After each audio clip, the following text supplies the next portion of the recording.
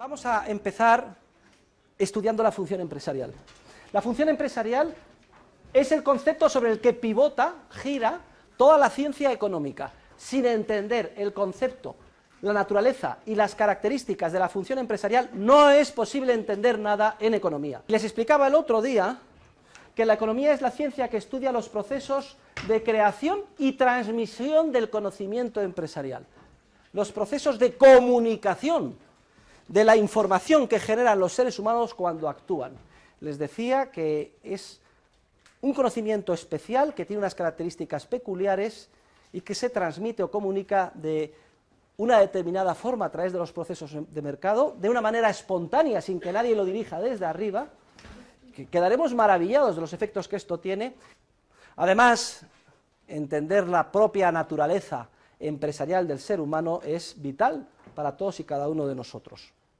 Vamos primeramente a dar un concepto amplio, un concepto general de función empresarial, y luego poco a poco vamos a perfilar un concepto más estricto, más detallado, más operativo. Pero vamos a comenzar con el concepto general o amplio. En un sentido amplio, podríamos decir que la función empresarial coincide con la acción humana misma. Es decir, todo ser humano, todo hombre, toda mujer, cualquiera de nosotros, cuando actuamos en cualquier ámbito en el que se desarrollen nuestros intereses, lo que intentamos es modificar las circunstancias que nos rodean hoy y tratar de lograr otras que consideramos más valiosas para nosotros mañana. Tratamos de alcanzar los fines u objetivos que para nosotros tienen valor. Y siempre que hacemos esto, siempre que actuamos, ejercemos la función empresarial. Hombre, a mí, yo puedo entender, y de hecho comprendo que, sobre todo en las primeras clases, nos choque esta identificación que hago de entrada entre el concepto de acción y el concepto de función empresarial. De hecho, cuando hablamos de empresa o empresario, automáticamente lo relacionamos con una institución concreta del mercado, lo que sería una firma mercantil, una compañía que vende determinados bienes o servicios, etc. Y sin embargo aquí estamos dando de entrada un concepto muchísimo más amplio, muchísimo más general de función empresarial. Y aunque no nos parezca de entrada familiar este concepto tan amplio de empresarialidad, identificándolo con el concepto de acción humana, sin embargo, sí que este sentido de empresa como acción es un sentido de rancio abolengo, de gran tradición en nuestro lenguaje castellano. Vamos a verlo. Miren, etimológicamente, empresa procede del latín in prehendo, prehendi, prehensum, que significa descubrir, ver, percibir, darse cuenta de algo que previamente nos había pasado desapercibido, atrapar, como el que atrapa una mosca. Esta raíz latina también se ha dejado sentir en otras lenguas romances continentales. Por ejemplo, en francés, entrepreneur, empresario, tiene también el mismo origen etimológico, el in prehendo, prehendi, prehensum. Y de hecho en Francia surge el término entrepreneur ya desde la Baja Edad Media y se utilizaba para nombrar a aquellos encargados de llevar a cabo importantes acciones de tipo bélico o en relación con las construcciones públicas más importantes de entonces. ¿Cuáles eran, por cierto, las construcciones públicas más importantes en la Edad Media en Europa? Las catedrales. Entonces se les llamaba entrepreneurs a los maestros de obras. Entonces era una especie entre constructores y arquitectos, sabían ellos todos, que dibujaban, llevaban sus secretos, de padres a hijos transmitían sus conocimientos, que estaban encargados de esos proyectos grandiosos, de la construcción de las catedrales, esos monumentos que están ahí. En España tenemos muchos: Catedral de Burgos, la Catedral de Segovia, la Catedral de Ávila, la Catedral de Sevilla. Los burgomaestres que decidieron construirla dijeron: construyamos una catedral que en el futuro aquellos que la visiten digan, estaban locos aquellos que emprendieron esta construcción. Llevaban décadas, siglos, construir una catedral. De hecho, entonces, la esperanza de vida era muy corta, y el que empezaba a lo mejor 10, 15, 20 años moría, y le tenía que suceder, continuar el hijo, y luego el nieto, hasta que después de 100, 150 años se terminaba el proyecto. Los entrepreneurs eran en Francia los encargados de la construcción de catedrales. Otra lengua romance muy próxima a la española, el portugués. Empreiteiro, empresario en portugués. Un empreiteiro, aún hoy en día en Portugal, es un albañil. Hace poco estaba encargando una obra en Portugal y de pronto me dicen, acaba de llegar el empreiteiro, y era el constructor. Luego, fíjense, en Portugal, aún hoy en día se conserva el significado que tuvo en su origen históricamente el término entrepreneur en Francia. Con el paso de los años en Francia, entrepreneur terminó significando lo que significa hoy en día en español empresario, en cualquier ámbito en el que desarrolle su actividad. Ahora bien, ¿saben ustedes cuál es hoy en día el idioma más generalizado en el ámbito mercantil, en el ámbito comercial, en el mundo de la técnica y en el mundo de la ciencia? Con gran diferencia, en el que se entiende todo el mundo, sean un alemán con un español con un italiano con un francés, incluso a los franceses también, y muy a su pesar porque son muy chauvinistas, les cuesta trabajo pero se joroban. ¿Cuál es el idioma internacional? El inglés. No tiene ninguna duda. Igual que el idioma internacional en la Edad Media, en el que se entendía en todo el mundo europeo, no importa del país del que procediera, era el latín. ¿Por qué el inglés es el idioma o el lenguaje que ha arrasado? A lo largo del curso vamos a dedicar bastante tiempo en esta clase a estudiar cómo surgen de forma espontánea las instituciones sociales. En cualquier ámbito de que se trate. En el ámbito lingüístico, que ahora estoy comentando, con motivo de la formación del término empresario y lo que significa. En el ámbito jurídico o legal, en el ámbito de la moral, procede del latín mos moris, que significa tradición. En el ámbito económico, instituciones como el dinero, el derecho, la propiedad, el mercado, el intercambio. Y veremos que la vida del ser humano depende de unas instituciones que no son sino comportamientos pautados que aprendemos a seguir automáticamente, sin ser capaces de identificar la función concreta social que cumplen esos comportamientos, y que incorporan un enorme volumen de información, una gran sabiduría, porque se han formado poco a poco como consecuencia de la aportación, a lo largo de muchas generaciones, de innumerables seres humanos. Pero si ustedes se cogen el Tratado de Res Publica, escrito por Cicerón, hace una cita del gran Catón, que dice que el derecho romano es muy superior al de otros pueblos, literalmente cito, porque no ha sido creado por la mente de un solo hombre, como Solón en Atenas o Licurgo en Esparta, sino que es el resultado de la aportación a lo largo de un periodo muy dilatado de tiempo de innumerables generaciones de seres humanos en Roma. Pues esta misma idea es la que estoy recogiendo ahora en relación con el lenguaje.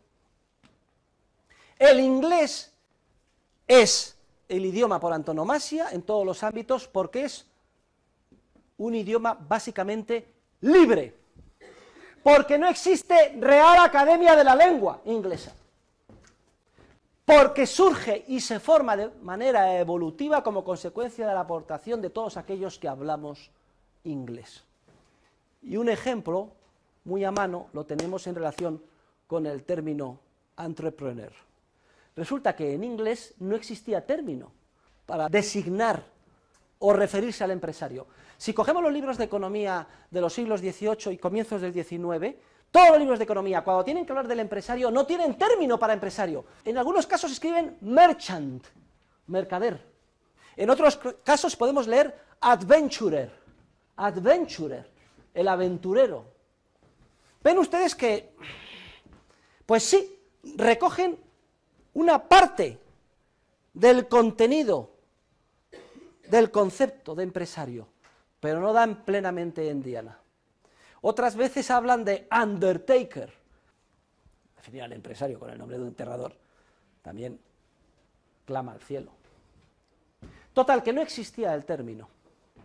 Pues bien, en el mundo anglosajón, si no tienes un término a mano, directamente lo copian, el que les parece bien de otro idioma, e inmediatamente queda absorbido y forma parte ya del acervo del inglés. Y eso es precisamente lo que pasó exactamente con el término entrepreneur, porque escrito de la misma manera hoy en día en inglés, cójanse ustedes cualquier diccionario privado de los que ellos utilizan, el Webster o el Oxford English Dictionary, cualquiera, entrepreneur significa empresario, término que copiaron literalmente del francés y que hoy en día describe en la lengua anglosajona al empresario.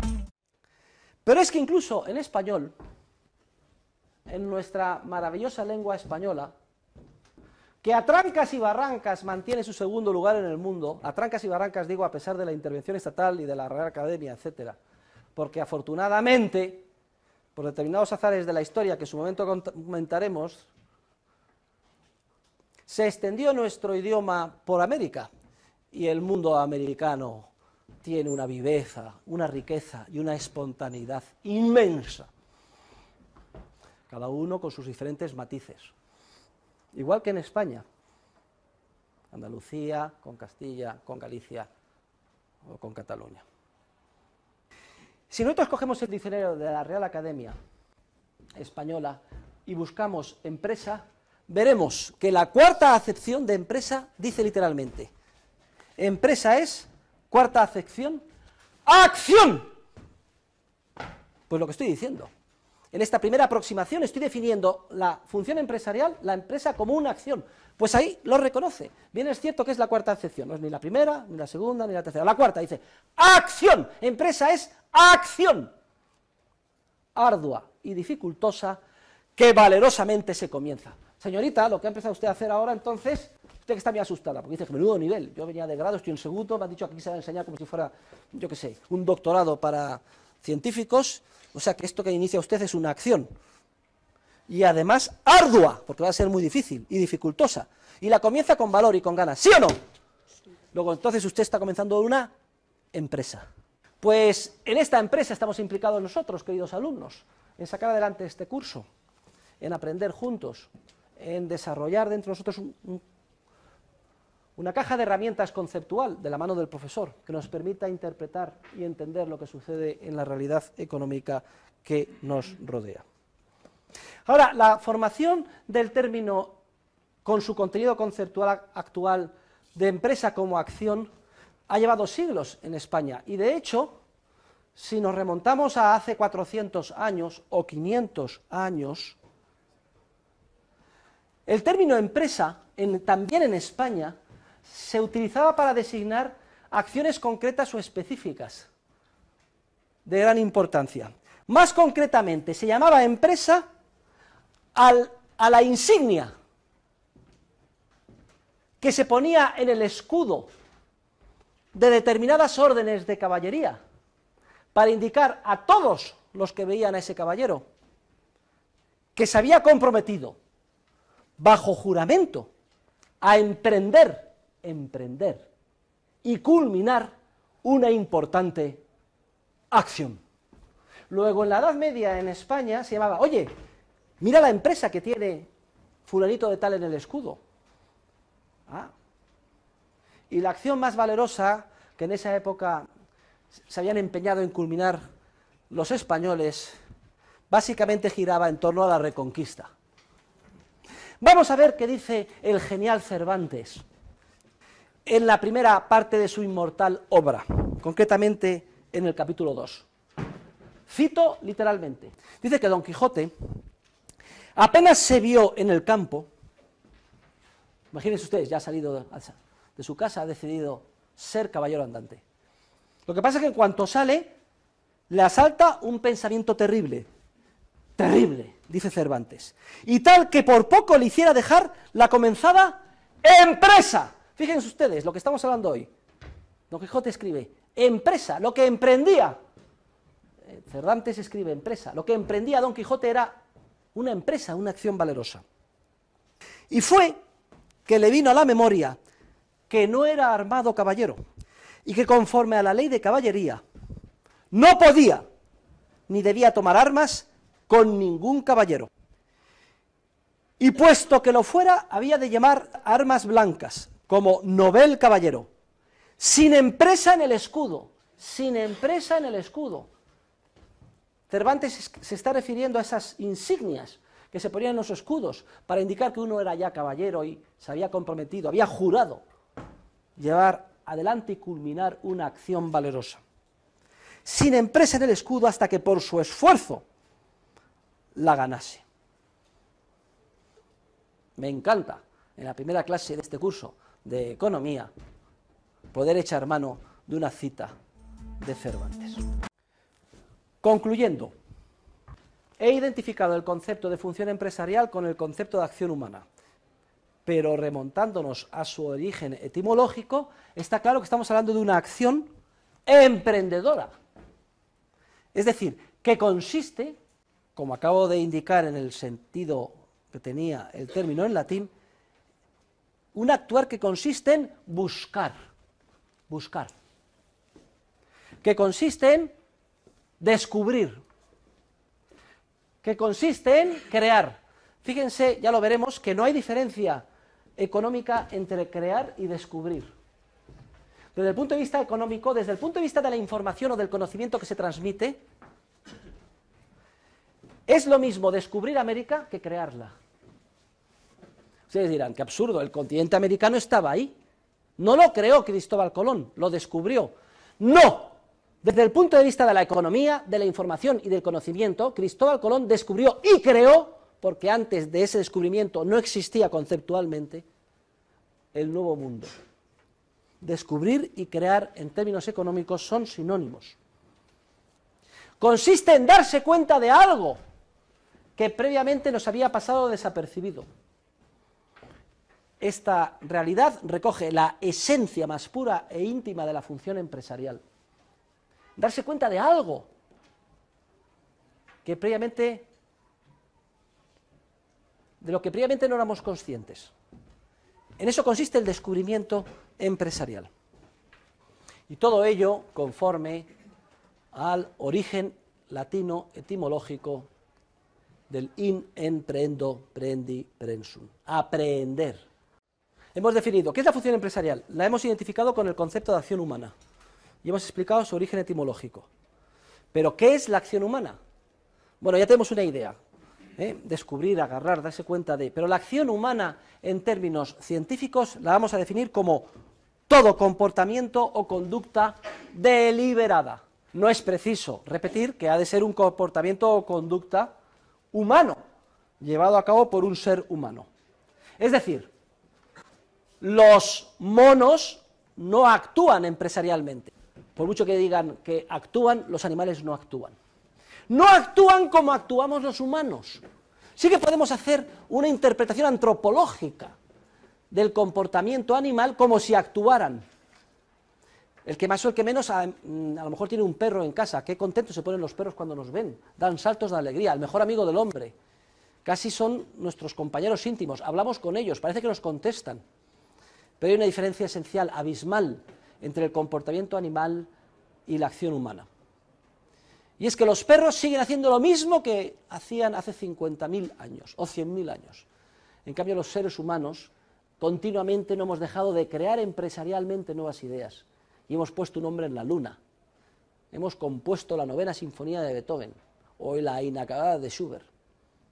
Y hemos hecho avanzar la civilización de forma inimaginable hace no mucho tiempo.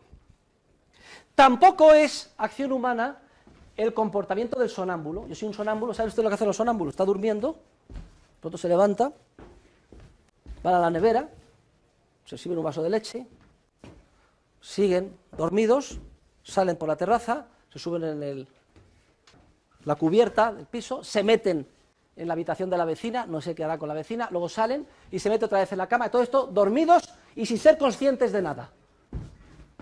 No es acción humana, no es una conducta deliberada. Estaban dormidos.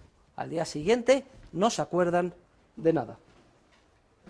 Tampoco son acciones humanas los actos reflejos. Nos dan aquí, como hacían los médicos, ¡pum!, con un martillo y se levanta. Eso no es tampoco una acción humana. Ha de ser un comportamiento o una conducta deliberada. Desde el punto de vista exterior, tampoco exige la acción humana un movimiento observable desde fuera. A lo mejor la acción humana consiste en no hacer algo. Yo veo que alguien se va a caer por la cubierta de un barco escorado y que justo donde se va a caer hay un tiburón con la boca así de grande abierta. Y entonces pregunto, por cierto, al que se está cayendo, ¿tiene usted seguro de vida? Y el otro contesta, sí, ¿por qué? Y dice, no, no, por nada. Y sigo andando. Se cae y se lo come el tiburón. Por omisión, claro que ha actuado humanamente. Es importante, las acciones humanas no son observables en términos inequívocos desde fuera. Ya veremos cómo esto impide la contrastación empírica en economía, sino tan solo son interpretables en términos subjetivos. Bien, pues hemos definido la acción humana como todo comportamiento o conducta deliberada. Ahora vamos a ver cuáles son los elementos de este concepto de acción humana con su contenido empresarial. Y vamos a ver que estos elementos se refieren a los conceptos más importantes sobre los que se construye toda la ciencia económica. Vamos a ver, primer elemento del concepto de acción humana, primer elemento esencial es el concepto de fin, el concepto de objetivo. En inglés se dice goal.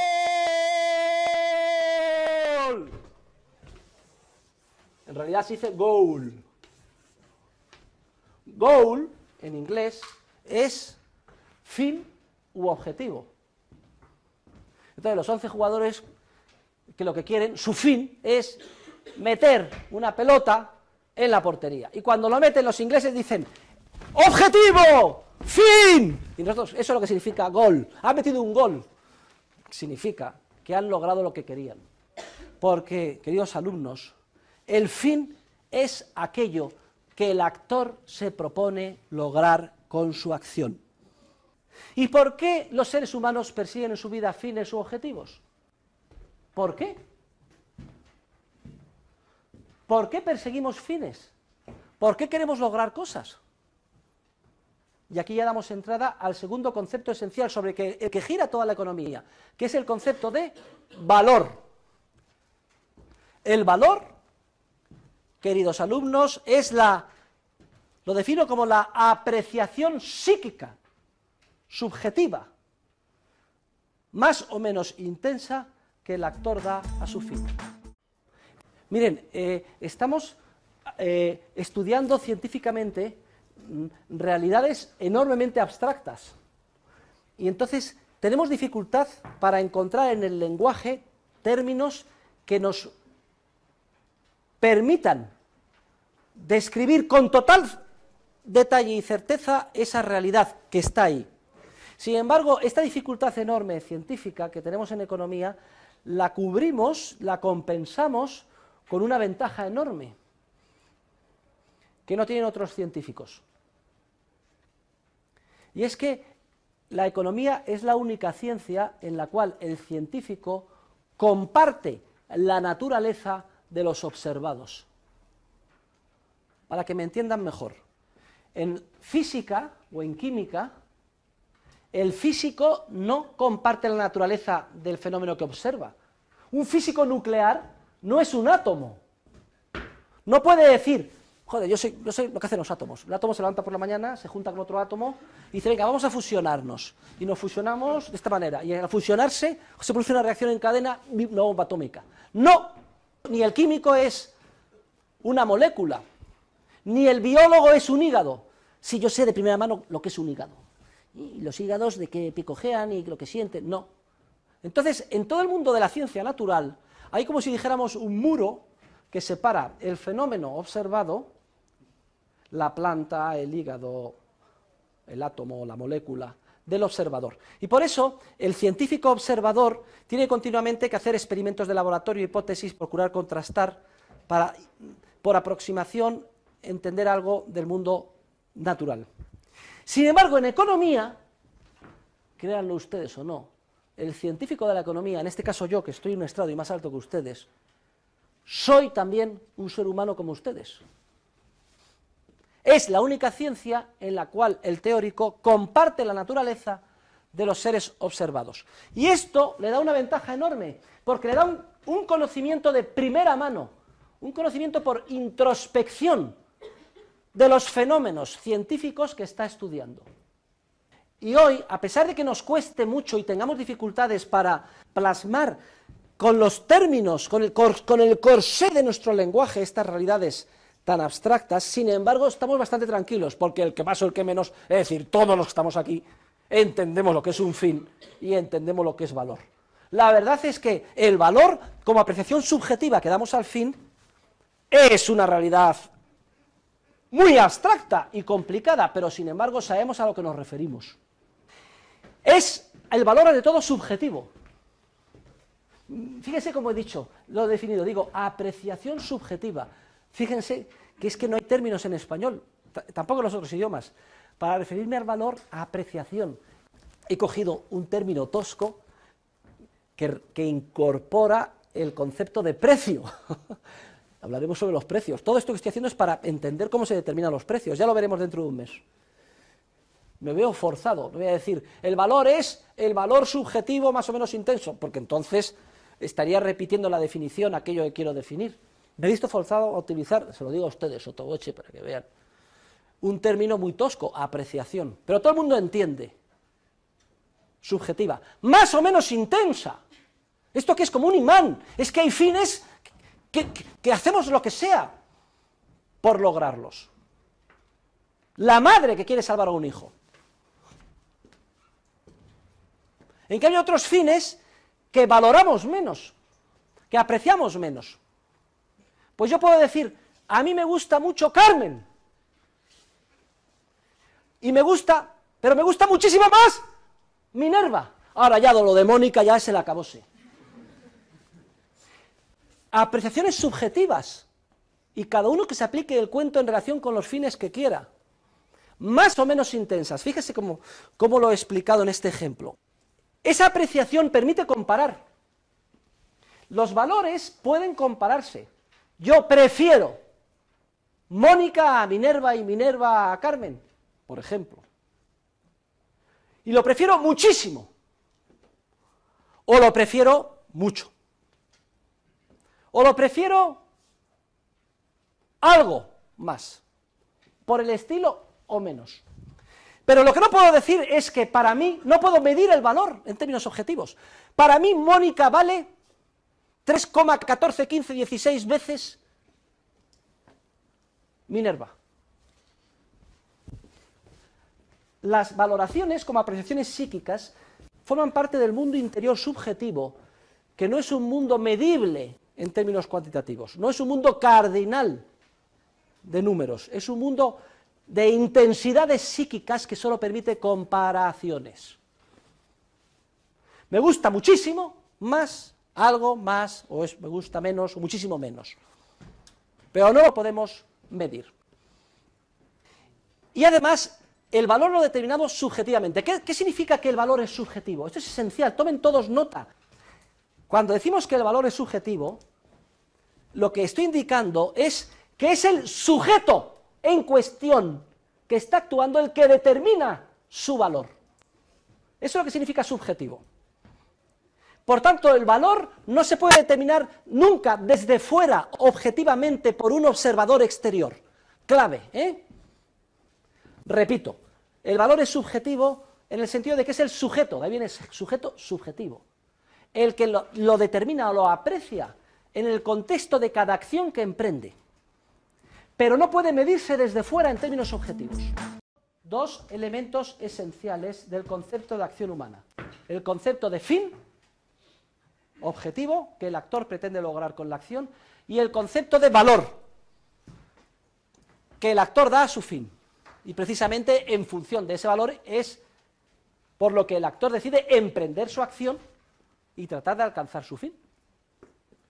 Vamos, que como a mí me gusta un montón Mónica, algo tengo que hacer para ligarme a Mónica, porque me gusta un montón. Fin, valor.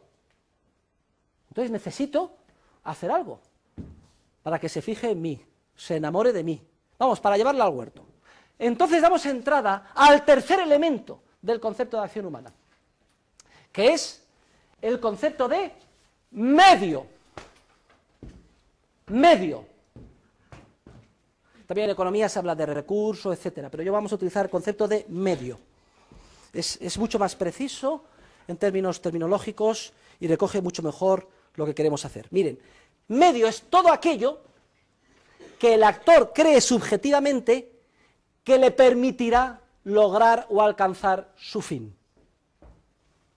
Entonces yo me pongo a pensar y digo, vamos a ver, mi fin es ligarme a Mónica.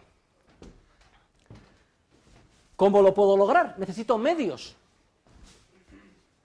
Mandar un mensaje, me voy a poner un perfume con un afrodisíaco, paso yo el perfume, y entonces solo al pasar un ¡yan! Queda enamorada la chica, ¿no? Y así cuando esté medio atontolinada, que no se fije en mis defectos, oye, ¿por qué no vamos a la discoteca? Otro medio, a ver si en la discoteca con música, no sé, hay muchas técnicas, se le cae uno un pañuelo, hay muchas técnicas, en fin. Yo ya es que estoy un poco fuera de... Estoy un poco oxidado. Estoy un poco oxidado, pero ustedes, que más o el que menos, ¿eh? Vale. Entonces busco medios que yo creo, subjetivamente, que me van a permitir alcanzar el fin. El medio es como si dijéramos el puente, que nos va a permitir alcanzar el objetivo que nos proponemos. ¿Y los medios se valoran? Sí, también, a través del concepto de, también un concepto esencial en economía, de utilidad, que es el cuarto elemento esencial del concepto de acción humana empresarial que estamos estudiando. ¿Qué es la utilidad? Fíjense, así como el valor siempre va de la mano del fin, el valor siempre corresponde al objetivo final, la utilidad corresponde o va de la mano del concepto de medio. La utilidad siempre se refiere al medio, nunca al fin. La utilidad es también una apreciación subjetiva, pero que el actor da al medio, nunca al fin, al medio, y que será mayor o menor en función del valor del fin que el actor piense que ese medio le va a permitir alcanzar. Voy a repetirlo. Yo descubro, creo, surge en mi mente un conocimiento que antes no tenía, y es que un determinado fin para mí tiene un enorme valor. Y entonces tengo que movilizarme buscando medios para que me permitan alcanzar el fin. Si yo encuentro ese medio, o esos medios, serán tanto más útiles, es decir, tendrán tanto más utilidad los medios que he descubierto o creado, o con los que me he hecho, para mí, conforme mayor sea el valor del fin que yo crea que esos medios me van a permitir alcanzar. Luego, es como si el valor subjetivo que damos al fin se proyectara en el medio a través del concepto de utilidad. Y en ese sentido, valor y utilidad podríamos decir que son las dos caras de la misma moneda subjetiva. El valor respecto del fin proyectado sobre el medio a través del concepto de utilidad. Vamos a hacer un ejemplo, lo hago todos los años, está dentro de los costes que el profesor asume cuando da clase. Vamos a ver, ¿ven ustedes esto lo que es? Miren, Miren, miren bien, concéntrense, miren, miren. Miren. A ver, ¿qué les parece? ¿Usted qué? ¿Por qué se ríe? No. Si es una mierda. Pero si esto es, vamos a ver, no me entiendan mal. Esto es un trozo de papel, esto es un trozo de celulosa, con un poco de tinta. No es nada. ¿Por qué? No, ¿por qué se ríen ustedes? ¿Por qué se ponen nerviosos? ¿Por qué todos ahora? Vamos a ver. El profesor Huerta Soto se sube. Esto que no es nada. ¿Por qué estos comentarios? ¿Por qué estas risas? ¿Por qué estos codazos? ¿Por qué estos nervios? ¿Por qué lo ponen en YouTube? El profesor Huerta de Soto rompe un billete de 10 euros. Es la ilustración perfecta de la clase de hoy. Porque todos, el que más o el que menos, inmediatamente que yo he hecho esto, y no se les va a olvidar nunca, y la clase me ha costado 10 euros, ha proyectado en el billete lo que haría si lo tuviera. Y usted piensa, pues yo con ese billete hoy, que estoy justa de dinero, podría pagarme el autobús, y yo tomarme un bocata, y yo pagar la entrada de la discoteca. Todos damos utilidad al billete como medio para alcanzar múltiples fines. El de usted, el mío. ¿Y cuál es el fin que yo he valorado hoy? Que me ha llevado a utilizar este medio y al que da utilidad. Precisamente trasladarles a ustedes en una clase hoy de manera ilustrativa y para que no se les olvide jamás el concepto de la utilidad que se proyecta al medio siempre que los seres humanos actuamos. Y he dicho que el medio es subjetivo. Yo digo, bueno, la verdad es que voy a invitar a una discoteca, soy un poco tímido, a Mónica, y el compañero mío me dice, pero por favor, si eso ya no se hace, hombre, eso no se hace, estás de modé, parece mentira. Me da lo mismo. Basta con que yo, subjetivamente, piense que eso va a servir para alcanzar el fin, para que se convierta en un medio, y por tanto sea objeto de estudio de la economía, y sea objeto de intercambio en el mercado. Os voy a poner otro ejemplo que va a ser muchísimo más ilustrativo. Supongamos que estamos en medio de una tribu de cafres, o de trogloditas, en Nueva Guinea, o en el centro de la Amazonia, de estos que van con taparrabos. Y resulta que el jefe de la tribu tiene un hijo que se le pone enfermo. Vamos, unas anginas, y se pone el hombre a morir. Entonces, pasa por la tribu una médico de una ONG que diagnostica la enfermedad y pretende inyectar unos antibióticos al niño. Pero el jefe de la tribu piensa subjetivamente que es mucho más eficiente llamar al brujo que haga unos cantos y exorcismos alrededor del chaval y le quite los malos espíritus que le mantienen postrado en cama. Pongo este ejemplo porque podría parecernos a nosotros desde fuera que el medio adecuado, correcto, el único medio es utilizar la medicina moderna y la inyección de antibióticos. Pues bien, si el jefe de la tribu está convencido que la medicina moderna y los antibióticos no valen para nada y que lo que vale es los exorcismos del brujo de la tribu, el medio es el brujo de la tribu, no los antibióticos, porque hemos definido el medio como todo aquello que subjetivamente, reitero, el sujeto que actúa, piensa o crea, con independencia de que a nosotros nos parezca una tontería o una barbaridad, que él o ella piensen o creen que va a servir para alcanzar un fin, en ese momento se convierte en un medio. Vamos a ver, si una señorita, o ahora un señorito, y sobre todo en Italia, hay algún italiano no está Zanella, ¿no? No, ya. Piensa que si todas las noches se pone 80 cremas, al día siguiente va a estar más guapa, con menos arrugas, cosa que, por cierto, en la inmensa mayoría de los casos es falso. Da lo mismo, basta con que se piense eso para que se convierta en medio, con utilidad, y además un bien económico inmenso, se dediquen inversiones tremendas, empresas farmacéuticas, campañas de comunicación, anuncios publicitarios, ¿sí o no? Reitero, El medio es también algo que se determina subjetivamente por el actor en el contexto de cada acción, y que entra a formar parte del ámbito de lo económico, depende de las valoraciones subjetivas del fin y de la utilidad subjetiva también que el actor dé a su medio. Los medios, por definición, y este es el quinto elemento del concepto de acción humana, también esencial para entender la economía. Los medios, por definición, han de ser escasos. ¿Qué significa que los medios han de ser escasos? La escasez es también un concepto subjetivo que determina el actor. Significa que el actor piensa o crea que los medios a su disposición no son suficientes para lograr todos los fines que persigue. Luego, la escasez, 1, es un concepto subjetivo. 2, no se puede medir ni cuantificar desde fuera. Voy a ponerles un ejemplo.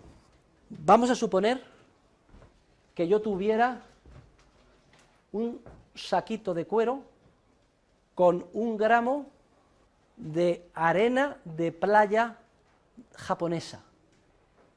Alguien podría decir, eso es escasísimo, porque en toda España solo hay ese gramo. Los medios que no son escasos no son medios.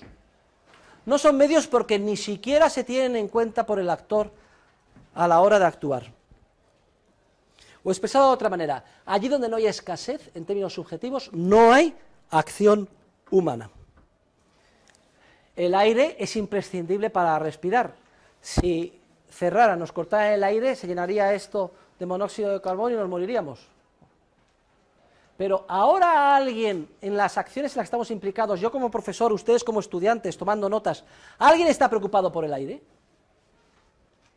Simplemente no consideramos subjetivamente ninguno ni ninguna que el aire sea escaso. Hoy, en este contexto histórico, ahora en clase, nos limitamos a respirar. No tenemos en cuenta para nada como bien económico el aire, simplemente lo usamos.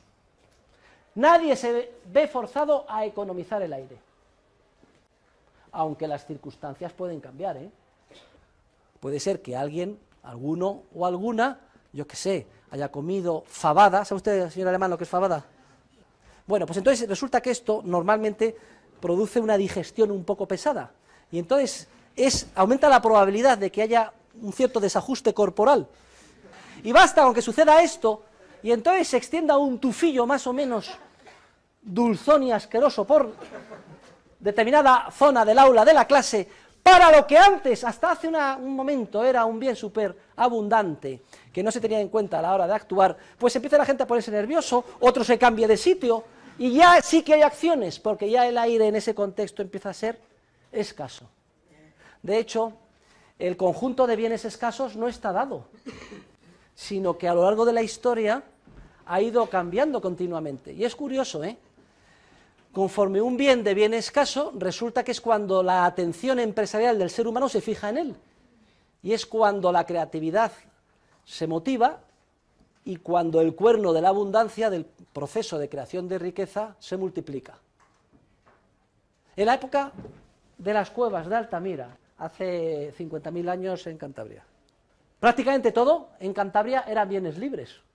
Hombre, quitando la cueva, a lo mejor las mujeres o lo que sea, todo había superabundante.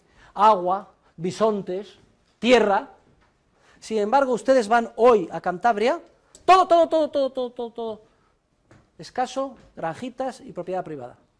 ¿Qué ha pasado? En la época de las cuevas de Altamira había a lo mejor 500 habitantes en Cantabria. ¿Hoy qué hay? 1 millón.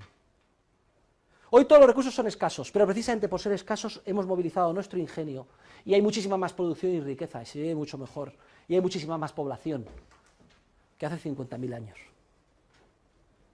Y cuando estudiemos la teoría del medio ambiente y cómo el mercado es el que más lo protege, veremos este proceso. El proceso de desarrollo de la civilización es que cada vez un mayor número de bienes que no eran escasos dejan de ser esa situación y pasan a ser escasos.